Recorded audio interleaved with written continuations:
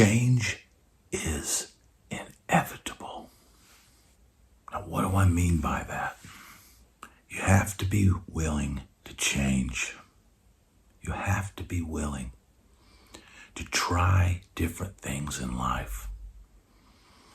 You can't just march through life saying, well, I only do this and this is what I do. Because if you do that, you're going to find yourself sitting around on the bench of life. The only constant in life is change.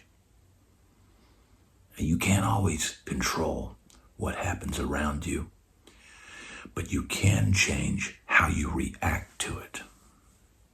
This is important. You have to learn as you get older not to react with emotion. So what if, someone's heckling you while you're performing? So what? He's an idiot. And all you have to do is casually point him out to security and go,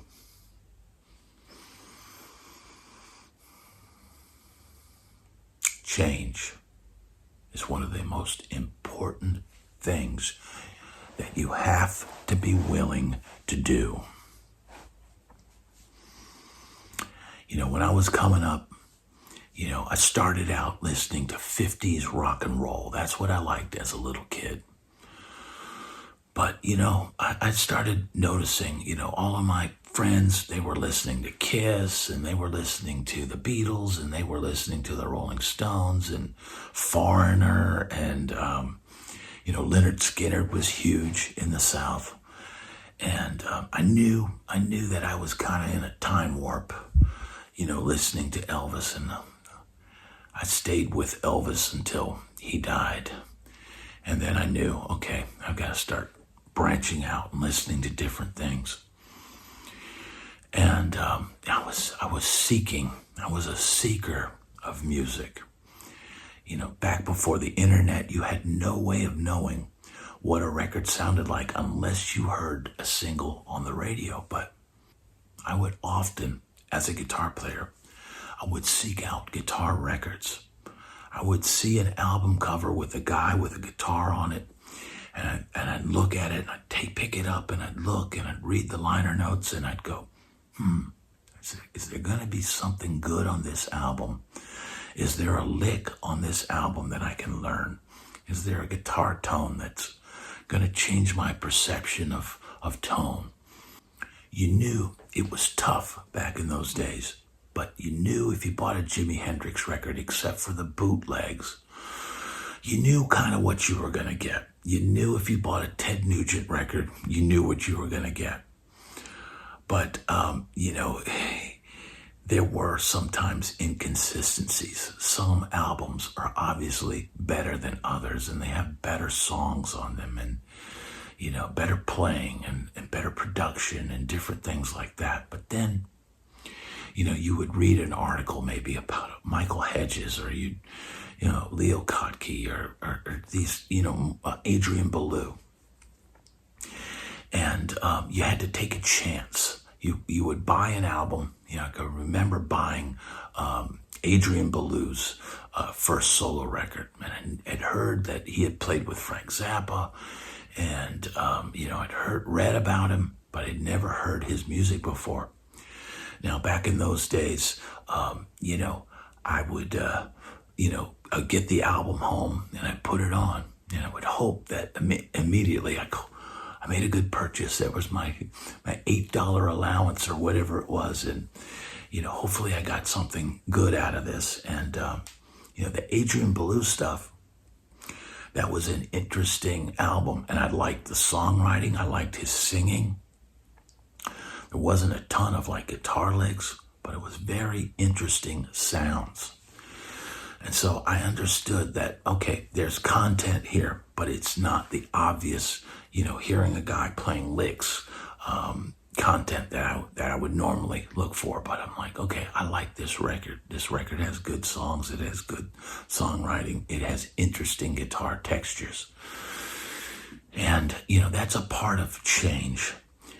at the same time, I would buy things like I'd buy a Wes Montgomery record, or I would buy a George Benson record, or I would buy a Joe Pass, or I would buy, Alan Holdsworth.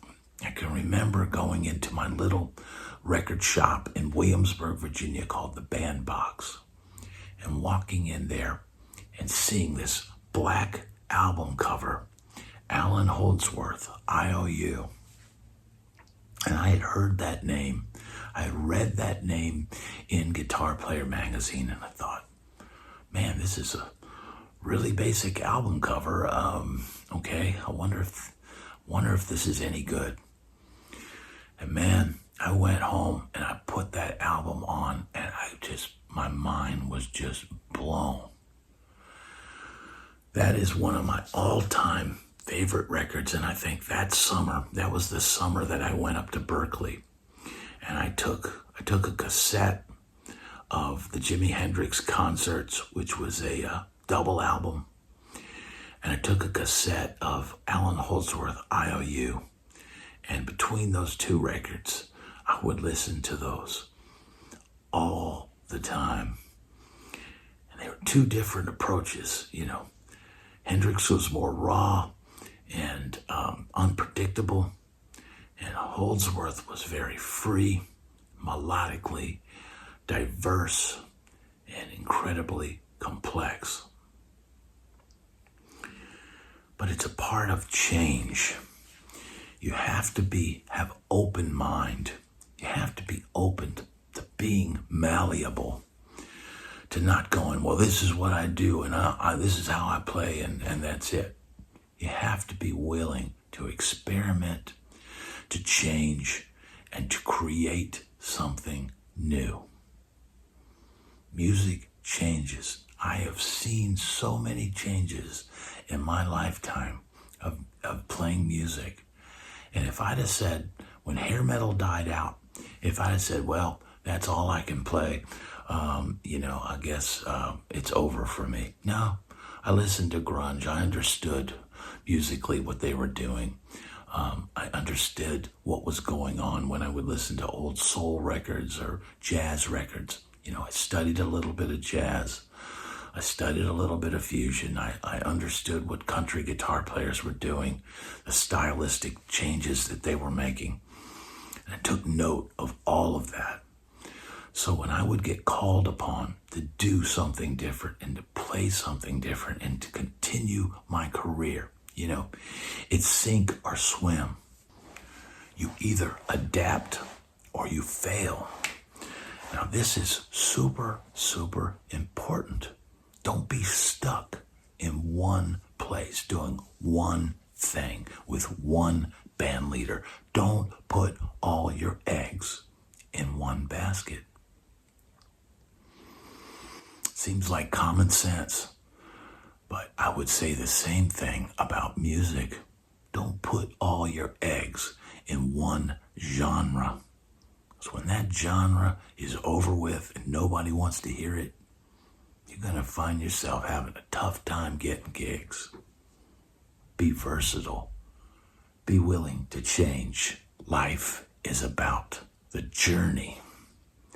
And you can continue on the journey if you're willing to change genres, music, instruments. I know a guy that came to town, tall, big guy, and he was waiting tables at the club that I played guitar at B.B. King's. I was playing with the B.B. King All-Stars, and this guy came up and introduced himself and said, hey man, I'm a guitar player, and I'd love to sit in and really enjoy your playing and all that. And we eventually let him play a tune, and he's a solid player and all that. But that guy is now the bass player in one of the biggest country acts on the scene. Because at some point, somebody needed a bass player. And I started noticing he was, on Facebook and all that, I started noticing he was playing bass on gigs. And maybe, someone said, hey man, you look like a bass player. Or maybe someone said, hey man, we don't need a guitar player right now. Can you play bass? Now this has happened many times in the course of music, where somebody was a guitar player and they said, hey man, we really need a bass player. And you can either say, no, I don't want to do that, or you can rise to the challenge and take the job. Now that guy who was waiting tables in a blues club in Nashville, that guy is now playing bass for perhaps the biggest female artist in country music today. Why? Because he was willing to change. He's getting to tour all over the world, doing bigger things than I did, all because he was willing to put aside his preference and do what needed to be done. Become the player that they need on the gig. Be open to change. Be willing to change. Don't pass an opportunity up. If someone offers you a gig and you can do it, don't second guess yourself. Don't second guess the genre of music you're playing. Don't second guess, change. Be open to change. Embrace change. And good things can happen. I had to be open to Nashville and willing to change to succeed here. I went from playing heavy metal, 80s heavy metal, to playing smooth jazz in 1 week. Literally, Whiskey A Go-Go, Jazz Bar, Nashville. Why? Well, I wanted to work, but I was also willing to change. And that started early in my career. Before I started working as a musician, I started playing different types of music. I knew I couldn't play hair metal, heavy metal, anywhere in high school. There was no place for that, but there was a jazz band. And I knew if I could get that slot in that band and play those tunes and get some experience playing jazz, that it would better me. It would make me a better player. And the same thing before that. Before that, the only opportunity at the Catholic school that I went to early in my career, the only playing opportunity was folk group. So I wanted to play guitar, right? So, well, you can play in the folk group. So I was playing guitar, acoustic guitar, with the nuns and some of my fellow students in folk group, strumming cowboy chords and singing, it's not even hymns. It was these, Christian folk songs. And I got good at it. I had fun doing it. Why? Because I was playing music and that's what I wanted to do. But then one day, the nun came in and said, hey, I'd like to play this song, and it's got a guitar solo in it. And I think you would do great at this. And I was like, she said, you can bring your electric guitar in and play on this song. Play the solo. I want you to play this solo. And she came in and played me this, and I think it might have been something from, I don't know if it's Jesus Christ Superstar, Godspell, or one of those type things, but it had a screaming guitar solo. And so there I was at Catholic Mass, and I'm playing in the folk group, and I'm playing my acoustic guitar. And then the last song, this song comes up, and I grab my electric guitar, and I've got my deluxe reverb sitting there, and I think I had a little MXR Distortion Plus plugged in. And when it came time for that solo, I clicked on that pedal, and I let it fly.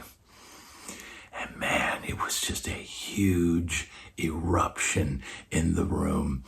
all the kids you could just hear the excitement fill the air. And the priest looks over and the other nuns look over, and it's kind of like a moment of shock. A moment of shock. But now, there I was, getting pats on the back, and man, you rock. All this from all the kids in my school. The cheers. And all because I was willing to change.